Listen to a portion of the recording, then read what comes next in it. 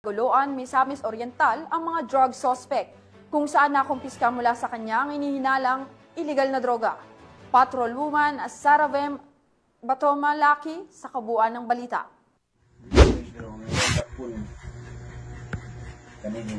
Arestado ang dalawang individual na drug suspects isinagawang bypass operation ng mga operatiba ng Taguluan ni PS Barangay Sumpong Congon, Taguluan ni Misamis Oriental. Kinilala ni Police Major Renz Marion Serrano, hepe ng Taguluan Municipal Police Station, ang mga suspect na si alias Jason, lalaki, residente ng Libuna, Bukidnon, at alias Jeffrey, lalaki at residente ng Misamis Oriental.